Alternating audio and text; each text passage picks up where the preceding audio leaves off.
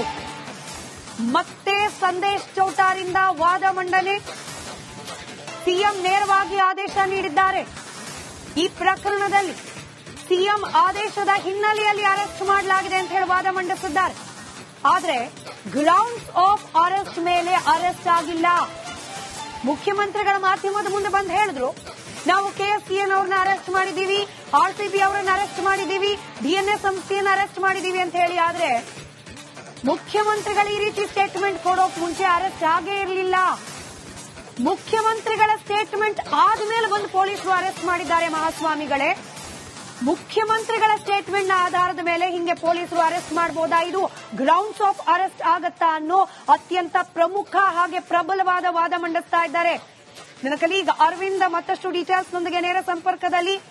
Arvind, in case ಏನಾದ್ರೂ ಪ್ರತಿವಾದ ಬಲವಾಗದೆ ಹೋದ್ರೆ ಸರ್ಕಾರ ಅದರಲ್ಲೂ ನೇರವಾಗಿ ಮುಖ್ಯಮಂತ್ರಿಗಳು ತಗಲಾಕೋ ಸಾಧ್ಯತೆ, ಮುಖ್ಯಮಂತ್ರಿಗಳ ಸ್ಟೇಟ್ಮೆಂಟ್ ಅನ್ನು ಆಧರಿಸಿ ಅರೆಸ್ಟ್ ಅನ್ನೋದು ಸಾಬೀತಾದ್ರೆ ಮುಖ್ಯಮಂತ್ರಿಗಳು ಜೊತೆಗೆ ಅರೆಸ್ಟ್ ಮಾಡಿದ ಪೊಲೀಸರು ಇಬ್ರು ಕೂಡ ಕಾನೂನಿನ ಮುಂದೆ ತಗಲಾಕೊಳ್ಳೋ ಸಾಧ್ಯತೆ ಇದೆ. ಡೀಟೇಲ್ಸ್ ಹಂಚಿಕೊಳ್ಳೋದಾದ್ರೆ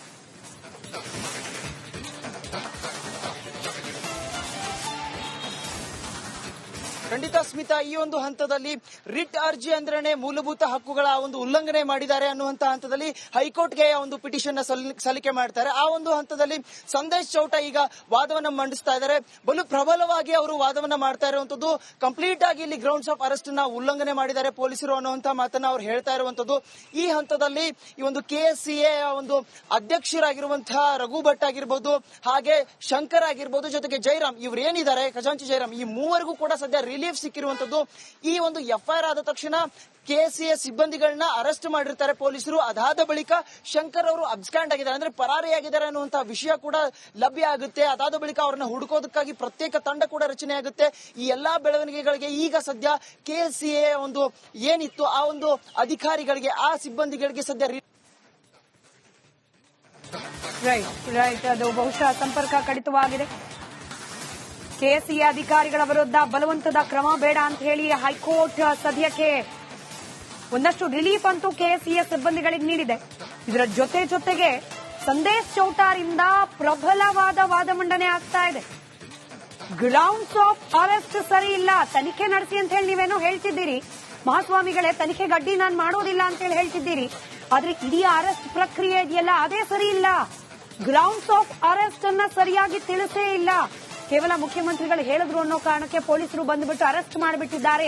ಇದರ ಬಗ್ಗೆ ತಾವು ಗಮನ ವಹಿಸಿ ಅಂತ ಹೇಳಿ ನ್ಯಾಯಪೀಠದ ಗಮನ ಸೆಳೆಯೋ ಪ್ರಯತ್ನವನ್ನ ಹಿರಿಯ ವಕೀಲರಾದ ಸಂದೇಶ್ ಚೌಟ ತಮ್ಮ ವಾದದ ಮುಖಾಂತರ ನ್ಯಾಯಪೀಠದ ಮುಂದಿಟ್ಟಿದ್ದಾರೆ. ಮುಖ್ಯಮಂತ್ರಿಗಳು ಹಿಂಗೆ ನೇರವಾಗಿ ಇನ್ಸ್ಟ್ರಕ್ಷನ್ಸ್ ಕೊಡಬಹುದಾ, ಹೋಗಿ ಅವರನ್ನ ಅರೆಸ್ಟ್ ಮಾಡ್ಕೊಂಡು ಬನ್ನಿ ಅಂತ ಹೇಳಿ? ಮುಖ್ಯಮಂತ್ರಿಗಳಿಗೆ ಈ ರೀತಿಯಾದ ಹಕ್ಕಿದೆಯಾ ಅಂತ ಹೇಳಿ ಪ್ರಶ್ನೆ ಮಾಡ್ತಿದ್ದಾರೆ. ಹೈಕೋರ್ಟ್ನಿಂದ ಕೆಎಸ್ಸಿಎ ಅಂತ ಹೇಳಿ ತಿಳಿಸಿದೆ ಹೈಕೋರ್ಟ್. ಮತ್ತೆ ಸಂದೇಶ್ ಚೌಟಾರಿಂದ ವಾದ ಮಂಡನೆ. ಸಿಎಂ ನೇರವಾಗಿ ಆದೇಶ ನೀಡಿದ್ದಾರೆ. ಈ ಪ್ರಕರಣದಲ್ಲಿ ಸಿಎಂ ಆದೇಶದ ಹಿನ್ನೆಲೆಯಲ್ಲಿ ಅರೆಸ್ಟ್ ಮಾಡಲಾಗಿದೆ ಅಂತ ಹೇಳಿ ವಾದ ಮಂಡಿಸಿದ್ದಾರೆ. ಆದ್ರೆ ಗ್ರೌಂಡ್ಸ್ ಆಫ್ ಅರೆಸ್ಟ್ ಮೇಲೆ ಅರೆಸ್ಟ್ ಆಗಿಲ್ಲ. ಮುಖ್ಯಮಂತ್ರಿಗಳ ಮಾಧ್ಯಮದ ಮುಂದೆ ಬಂದು ಹೇಳಿದ್ರು, ನಾವು ಕೆಎಸ್ಸಿಎನ್ ಅವ್ರನ್ನ ಅರೆಸ್ಟ್ ಮಾಡಿದೀವಿ, ಆರ್ಸಿಬಿ ಅವರನ್ನ ಅರೆಸ್ಟ್ ಮಾಡಿದೀವಿ, ಡಿಎನ್ಎ ಸಂಸ್ಥೆಯನ್ನ ಅರೆಸ್ಟ್ ಮಾಡಿದೀವಿ ಅಂತ ಹೇಳಿ. ಆದ್ರೆ ಮುಖ್ಯಮಂತ್ರಿಗಳು ಈ ರೀತಿ ಸ್ಟೇಟ್ಮೆಂಟ್ ಕೊಡೋಕ್ ಮುಂಚೆ ಅರೆಸ್ಟ್ ಆಗೇ ಇರಲಿಲ್ಲ. ಮುಖ್ಯಮಂತ್ರಿಗಳ ಸ್ಟೇಟ್ಮೆಂಟ್ ಆದ್ಮೇಲೆ ಬಂದು ಪೊಲೀಸರು ಅರೆಸ್ಟ್ ಮಾಡಿದ್ದಾರೆ. ಮಹಾಸ್ವಾಮಿಗಳೇ, ಮುಖ್ಯಮಂತ್ರಿಗಳ ಸ್ಟೇಟ್ಮೆಂಟ್ ನ ಆಧಾರದ ಮೇಲೆ ಹಿಂಗೆ ಪೊಲೀಸರು ಅರೆಸ್ಟ್ ಮಾಡಬಹುದಾ? ಇದು ಗ್ರೌಂಡ್ಸ್ ಆಫ್ ಅರೆಸ್ಟ್ ಆಗತ್ತಾ ಅನ್ನೋ ಅತ್ಯಂತ ಪ್ರಮುಖ ಹಾಗೆ ಪ್ರಬಲವಾದ ವಾದ ಮಂಡಿಸ್ತಾ ಇದ್ದಾರೆ. ನನ್ನ ಕಲೀಗ್ ಅರವಿಂದ್ ಮತ್ತಷ್ಟು ಡೀಟೇಲ್ಸ್ ನೊಂದಿಗೆ ನೇರ ಸಂಪರ್ಕದಲ್ಲಿ. ಅರವಿಂದ್, ಇನ್ ಕೇಸ್ ಏನಾದ್ರೂ ಪ್ರತಿವಾದ ಬಲವಾಗದೆ ಹೋದ್ರೆ ಸರ್ಕಾರ ಅದರಲ್ಲೂ ನೇರವಾಗಿ ಮುಖ್ಯಮಂತ್ರಿಗಳು ತಗಲಾಕೋ ಸಾಧ್ಯತೆ, ಮುಖ್ಯಮಂತ್ರಿಗಳ ಸ್ಟೇಟ್ಮೆಂಟ್ ಅನ್ನು ಆಧರಿಸಿ ಅರೆಸ್ಟ್ ಅನ್ನೋದು ಸಾಬೀತಾದ್ರೆ ಮುಖ್ಯಮಂತ್ರಿಗಳು ಜೊತೆಗೆ ಅರೆಸ್ಟ್ ಮಾಡಿದ ಪೊಲೀಸರು ಇಬ್ರು ಕೂಡ ಕಾನೂನಿನ ಮುಂದೆ ತಗಲಾಕೊಳ್ಳೋ ಸಾಧ್ಯತೆ ಇದೆ. ಡೀಟೇಲ್ಸ್ ಹಂಚಿಕೊಳ್ಳೋದಾದ್ರೆ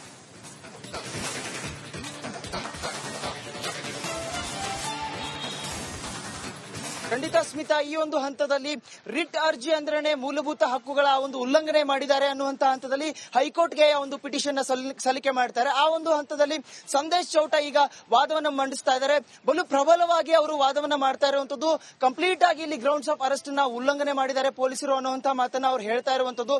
ಈ ಹಂತದಲ್ಲಿ ಈ ಒಂದು KSCA ಒಂದು ಅಧ್ಯಕ್ಷರಾಗಿರುವಂತಹ ರಘು ಭಟ್ ಆಗಿರ್ಬೋದು, ಹಾಗೆ ಶಂಕರ್ ಆಗಿರ್ಬೋದು, ಜೊತೆಗೆ ಜೈರಾಮ್ ಇವ್ರು ಏನಿದ್ದಾರೆ, ಖಜಾಂಚಿ ಜೈರಾಮ್, ಈ ಮೂವರಿಗೂ ಕೂಡ ಸದ್ಯ ರಿಲೀಫ್ ಸಿಕ್ಕಿರುವಂತದ್ದು. ಈ ಒಂದು FIR ಆದ ತಕ್ಷಣ KSCA ಸಿಬ್ಬಂದಿಗಳನ್ನ ಅರೆಸ್ಟ್ ಮಾಡಿರ್ತಾರೆ ಪೊಲೀಸರು. ಅದಾದ ಬಳಿಕ ಶಂಕರ್ ಅವರು ಅಬ್ಸ್ಕಾಂಡ್ ಆಗಿದ್ದಾರೆ, ಅಂದ್ರೆ ಪರಾರಿಯಾಗಿದ್ದಾರೆ ಅನ್ನುವಂತ ವಿಷಯ ಕೂಡ ಲಭ್ಯ ಆಗುತ್ತೆ. ಅದಾದ ಬಳಿಕ ಅವರನ್ನ ಹುಡುಕೋದಕ್ಕಾಗಿ ಪ್ರತ್ಯೇಕ ತಂಡ ಕೂಡ ರಚನೆ ಆಗುತ್ತೆ. ಈ ಎಲ್ಲಾ ಬೆಳವಣಿಗೆಗಳಿಗೆ ಈಗ ಸದ್ಯ KSCA ಒಂದು ಏನಿತ್ತು ಆ ಒಂದು ಅಧಿಕಾರಿಗಳಿಗೆ, ಆ ಸಿಬ್ಬಂದಿಗಳಿಗೆ ಸದ್ಯ ರೈಟ್ ಅದು ಬಹುಶಃ ಸಂಪರ್ಕ ಕಡಿತವಾಗಿದೆ. KSCA ಅಧಿಕಾರಿಗಳ ವಿರುದ್ಧ ಬಲವಂತದ ಕ್ರಮ ಬೇಡ ಅಂತ ಹೇಳಿ ಹೈಕೋರ್ಟ್ ಸದ್ಯಕ್ಕೆ ಒಂದಷ್ಟು ರಿಲೀಫ್ ಅಂತೂ KSCA ಸಿಬ್ಬಂದಿಗಳಿಗೆ ನೀಡಿದೆ. ಇದರ ಜೊತೆಗೆ ಸಂದೇಶ್ ಚೌಟಾರಿಂದ ಪ್ರಬಲವಾದ ವಾದ ಮಂಡನೆ ಆಗ್ತಾ ಇದೆ. ಗ್ರೌಂಡ್ಸ್ ಆಫ್ ಅರೆಸ್ಟ್ ಸರಿ ಇಲ್ಲ, ತನಿಖೆ ನಡೆಸಿ ಅಂತ ಹೇಳಿ ನೀವೇನೋ ಹೇಳ್ತಿದ್ದೀರಿ ಮಹಾಸ್ವಾಮಿಗಳೇ, ತನಿಖೆಗೆ ಅಡ್ಡಿ ನಾನು ಮಾಡೋದಿಲ್ಲ ಅಂತ ಹೇಳಿ ಹೇಳ್ತಿದ್ದೀರಿ. ಆದ್ರೆ ಇಡೀ ಅರೆಸ್ಟ್ ಪ್ರಕ್ರಿಯೆ ಇದೆಯಲ್ಲ ಅದೇ ಸರಿ ಇಲ್ಲ. ಗ್ರೌಂಡ್ಸ್ ಆಫ್ ಅರೆಸ್ಟ್ ಅನ್ನ ಸರಿಯಾಗಿ ತಿಳಿಸೇ ಇಲ್ಲ. ಕೇವಲ ಮುಖ್ಯಮಂತ್ರಿಗಳು ಹೇಳಿದ್ರು ಅನ್ನೋ ಕಾರಣಕ್ಕೆ ಪೊಲೀಸರು ಬಂದುಬಿಟ್ಟು ಅರೆಸ್ಟ್ ಮಾಡಿಬಿಟ್ಟಿದ್ದಾರೆ. ಇದರ ಬಗ್ಗೆ ತಾವು ಗಮನ ವಹಿಸಿ ಅಂತ ಹೇಳಿ ನ್ಯಾಯಪೀಠದ ಗಮನ ಸೆಳೆಯುವ ಪ್ರಯತ್ನವನ್ನ ಹಿರಿಯ ವಕೀಲರಾದ ಸಂದೇಶ್ ಚೌಟಾ ತಮ್ಮ ವಾದದ ಮುಖಾಂತರ ನ್ಯಾಯಪೀಠದ ಮುಂದಿಟ್ಟಿದ್ದಾರೆ. ಮುಖ್ಯಮಂತ್ರಿಗಳು ಹಿಂಗೆ ನೇರವಾಗಿ ಇನ್ಸ್ಟ್ರಕ್ಷನ್ಸ್ ಕೊಡಬಹುದಾ, ಹೋಗಿ ಅವರನ್ನು ಅರೆಸ್ಟ್ ಮಾಡ್ಕೊಂಡು ಬನ್ನಿ ಅಂತ ಹೇಳಿ? ಮುಖ್ಯಮಂತ್ರಿಗಳಿಗೆ ಈ ರೀತಿಯಾದ ಹಕ್ಕಿದೆಯಾ ಅಂತ ಹೇಳಿ ಪ್ರಶ್ನೆ ಮಾಡ್ತಿದ್ದಾರೆ. ಹೈಕೋರ್ಟ್ನಿಂದ KSCA ಅಂತ ಹೇಳಿ ತಿಳಿಸಿದೆ ಹೈಕೋರ್ಟ್. ಮತ್ತೆ ಸಂದೇಶ್ ಚೌಟಾರಿಂದ ವಾದ ಮಂಡನೆ. ಸಿಎಂ ನೇರವಾಗಿ ಆದೇಶ ನೀಡಿದ್ದಾರೆ. ಈ ಪ್ರಕರಣದಲ್ಲಿ ಸಿಎಂ ಆದೇಶದ ಹಿನ್ನೆಲೆಯಲ್ಲಿ ಅರೆಸ್ಟ್ ಮಾಡಲಾಗಿದೆ ಅಂತ ಹೇಳಿ ವಾದ ಮಂಡಿಸಿದ್ದಾರೆ.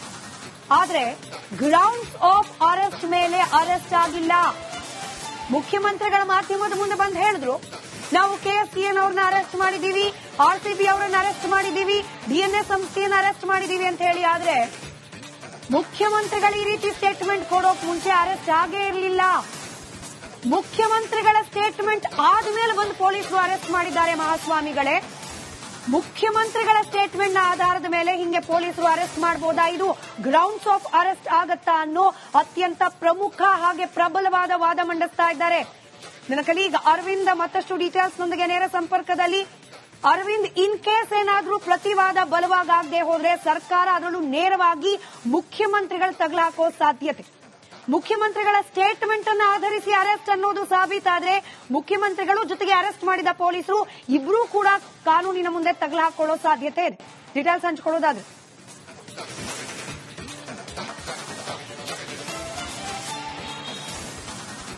ಖಂಡಿತ ಸ್ಮಿತಾ, ಈ ಒಂದು ಹಂತದಲ್ಲಿ ರಿಟ್ ಅರ್ಜಿ ಅಂದ್ರೇನೆ ಮೂಲಭೂತ ಹಕ್ಕುಗಳ ಒಂದು ಉಲ್ಲಂಘನೆ ಮಾಡಿದ್ದಾರೆ ಅನ್ನುವಂತ ಹಂತದಲ್ಲಿ ಹೈಕೋರ್ಟ್ಗೆ ಒಂದು ಪಿಟಿಷನ್ ಸಲ್ಲಿಕೆ ಮಾಡ್ತಾರೆ. ಆ ಒಂದು ಹಂತದಲ್ಲಿ ಸಂದೇಶ್ ಚೌಟಾ ಈಗ ವಾದವನ್ನ ಮಂಡಿಸ್ತಾ ಇದ್ದಾರೆ. ಬಲು ಪ್ರಬಲವಾಗಿ ಅವರು ವಾದವನ್ನ ಮಾಡ್ತಾ ಇರುವಂತದ್ದು, ಕಂಪ್ಲೀಟ್ ಆಗಿ ಇಲ್ಲಿ ಗ್ರೌಂಡ್ಸ್ ಆಫ್ ಅರೆಸ್ಟ್ ನ ಉಲ್ಲಂಘನೆ ಮಾಡಿದ್ದಾರೆ ಪೊಲೀಸರು ಅನ್ನುವಂತ ಮಾತನ್ನ ಅವ್ರು ಹೇಳ್ತಾ ಇರುವಂತದ್ದು.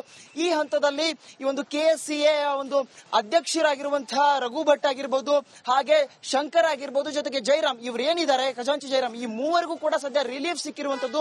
ಈ ಒಂದು FIR ಆದ ತಕ್ಷಣ KSCA ಸಿಬ್ಬಂದಿಗಳನ್ನ ಅರೆಸ್ಟ್ ಮಾಡಿರ್ತಾರೆ ಪೊಲೀಸರು. ಅದಾದ ಬಳಿಕ ಶಂಕರ್ ಅವರು ಅಬ್ಸ್ಕಾಂಡ್ ಆಗಿದ್ದಾರೆ, ಅಂದ್ರೆ ಪರಾರಿಯಾಗಿದ್ದಾರೆ ಅನ್ನುವಂತ